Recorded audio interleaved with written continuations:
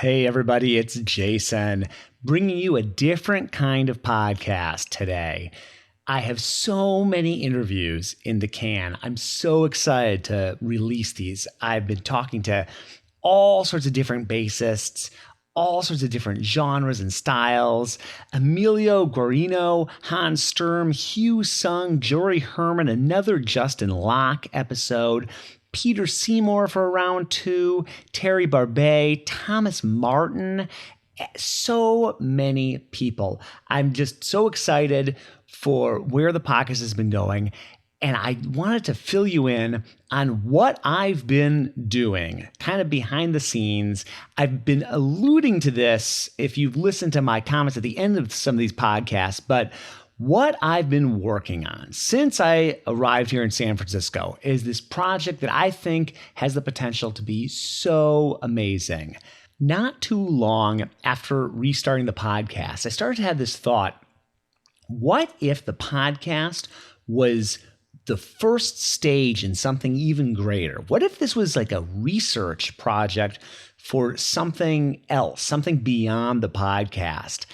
And I got the idea of finding commonalities in everything that I've talked about with these people. And I have a decade worth of content here, hours upon hours upon hours, days really of content. And I knew that I covered similar topics time and time again. And I knew that there was the potential for this content to be just incredibly valuable if I could suss it out of these interviews. Because the challenge is that if you want to hear about auditioning or practicing or developing spiccato or inspirational stories of people, their first major win or something that they had to overcome, all this content's there in the archives. It's amazing. But how do you even begin to approach this juggernaut of material? And I realized that if I wanted to do something with this content, I was going to have to have somebody. I was hoping that it was not going to be me. I was going to try to hire this out, go through and actually listen to all these podcasts and figure out what's in these podcasts.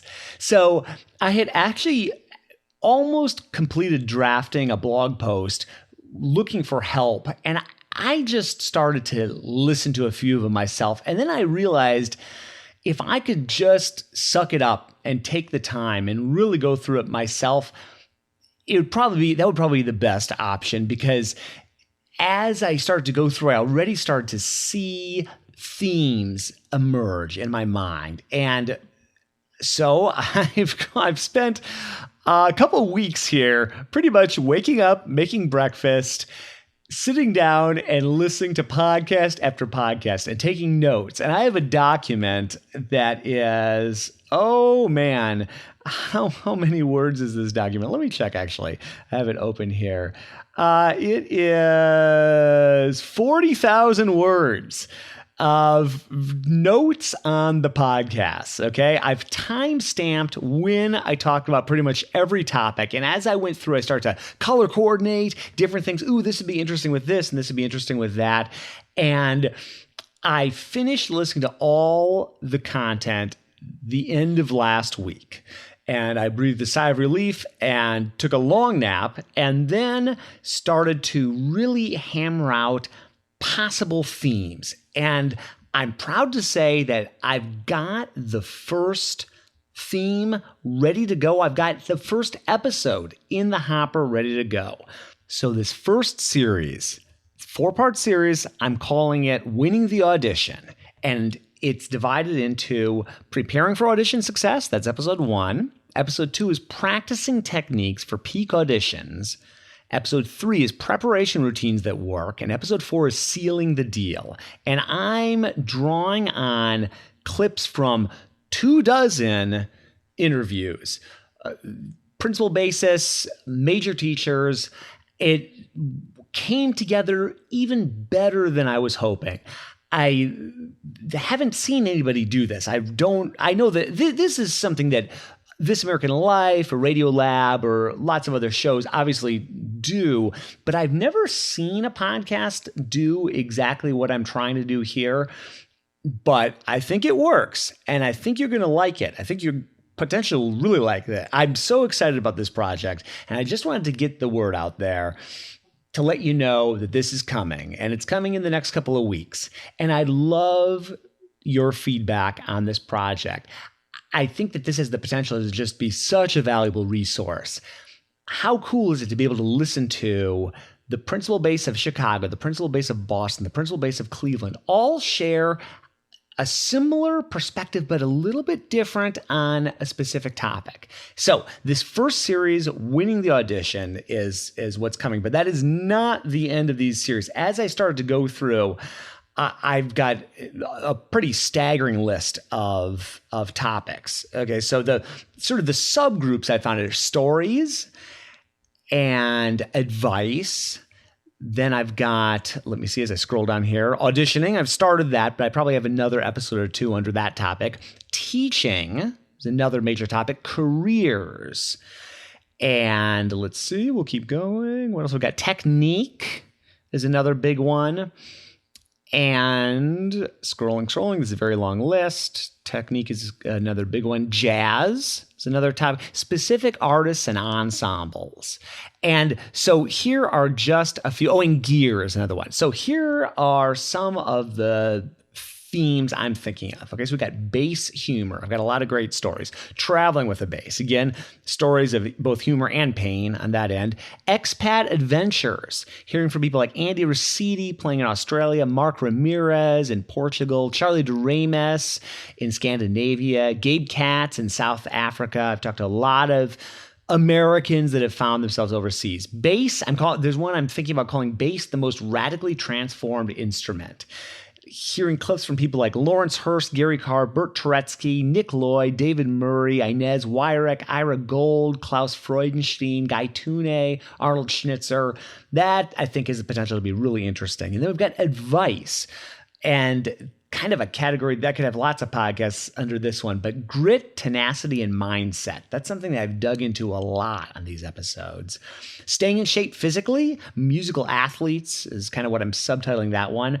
Principal bass, how to fill those shoes. We've talked to a lot of principal basses of major orchestras. Balancing technique and musicality, playing in a bass section, recital preparation, injuries, avoiding them and recovering from them. Kurt Muroki, Robin Kesselman, Scott Pingle, Ira Gold. We've all talked about those topics. Then auditioning, obviously I've talked about that. Teaching, how to approach your undergraduate years, what schools are and are not offering, what makes a great teacher, first teachers and stoking the flame of ambition, music schools, what to look for. Under careers, what's it like playing in an opera orchestra? Finding your career is another. That's a big one. The puzzle of our lives, musical entrepreneurship, composing and arranging, competitions, what they do for you, freelancing, attitude and how it pays dividends on your career, networking, life playing musical theater, life as a soloist, life as a chamber musician. We've covered so much of that. Technique, this is a big one. Practicing techniques, how to practice. That one had pages and pages and pages of potential themes there. Sequencing your repertoire, different approaches to learning and practicing. Left-hand technique, developing strength, agility, and accuracy. Right-hand technical development, developing your sound, developing bow strokes. Spiccato, how to learn it, how to develop it. Lots of developing going on in this one. Bass method books, how you can tackle them. Etudes, standing versus sitting, mental practice, developing musicality, jazz, improvisation, learning to improvise, learning in jazz, working with the greats, stories of working with John Coltrane, Bill Evans, Miles, those sort of things. Working as a jazz bassist, life as a jazz bassist, quotes about the greats in the world of jazz, and have all these specific artists and ensembles, people we've talked about over and over, groups we've talked about over and over, like Homer Mensch, New World Symphony, Life on the First End of the Boston Symphony, that I think could be a fascinating one. Life in the Chicago Symphony bass section, the Indiana University double bass experience. I've got a fascinating history of bass at Indiana with all these different threads coming together. The International Society of Bassists, we could do a pretty exhaustive study on that. Some of the major teachers, we've talked a lot about: Hal Robinson, Francois Raboff, George Vance, Paul Ellison, Curtis, Life at Curtis, Gary Carr, the Boston sound versus the Philly sound, and even bass things like bass setup, new double basses, stories of famous instruments, early music, finding undiscovered treasures for the bass, developing expressivity, advocating for the bass. Okay, you get the idea. Lots of themes. I think this has the potential to be huge. I love to hear your thoughts on this. Now, obviously, this isn't just going to become a bunch of clip shows. I want to keep putting new content out, and the focus is still going to be on putting new content out.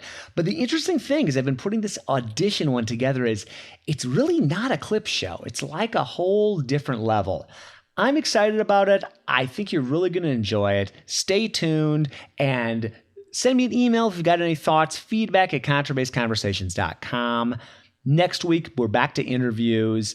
And within the next couple of weeks, look for the first part of our audition series. Talk to you soon.